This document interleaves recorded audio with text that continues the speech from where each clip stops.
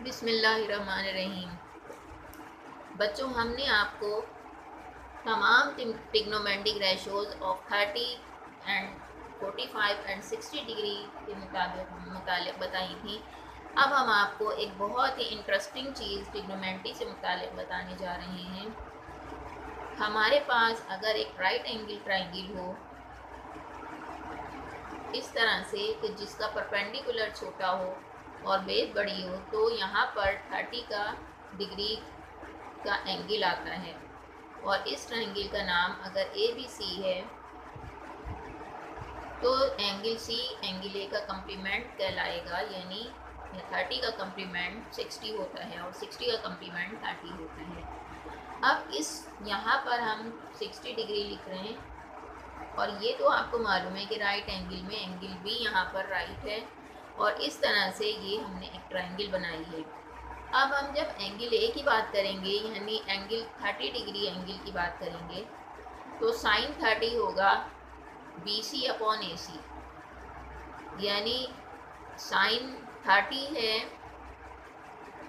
Sign 30 को अगर हम देखें तो परपेंडिकुलर बी सी है और बेस ए बी है, लेकिन जब हम 60 डिग्री को देखें तो बेस बी सी है और परपेंडिकुलर ए बी है, यानी अगर हम ए की तरफ खड़े हैं तो बी सी परपेंडिकुलर बनेगा और ए बी बेस बनेगी, लेकिन अगर हम सी की तरफ खड़े हैं तो बी सी बेस बनेगा और ए बी परपेंडिकुलर बनेगा। इस ट्रायंगल को हम इस तरह भी बना सकते हैं।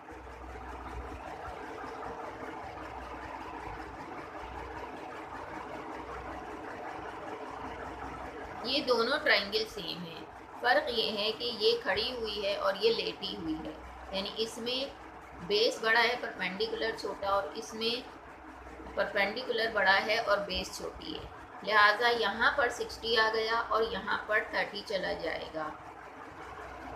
और फिर हम अगर एक ही ट्रायंगल में हम देखें तो जो 60 का साइन बनता है वो जो 60 का साइन बनता है वो एंगल सी का जो 30 का साइन बनता है वो 60 का कॉस बनता है। यानी अगर आपको एक ही ट्रायंगल में समझ में नहीं आए तो आप इस तरह से बना के देख लें, दो अलग अलग ट्रायंगल बना लें। अगर आपको एक ही ट्रायंगल में समझ में नहीं आए कि जो एंगल ए का साइन है वो एंगल सी का कॉस है,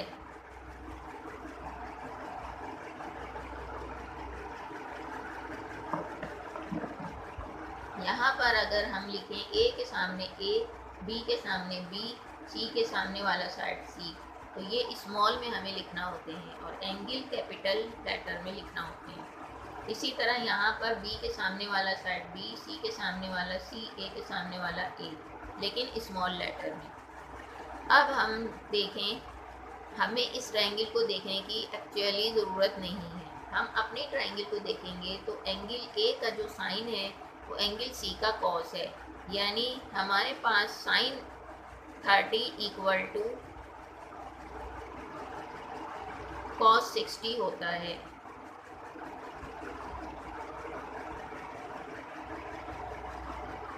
इसी तरह हम यहाँ से देखें, एंगल ए का जो कॉस है वो एंगल सी का साइन है।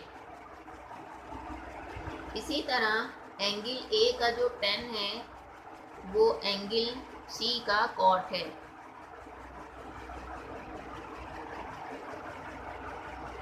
टेन 30 हम यहाँ पर लिख सकते हैं, 10 30 इक्वल टू कॉट 60। इसी तरह एंगल ए का जो कोसेक है, कोसेक यानी हाइपोटेन्यूज अपॉन परपेंडिकुलर, तो एंगल ए का जो कोसेक है वो एंगल सी का सेक है। कोसेक 30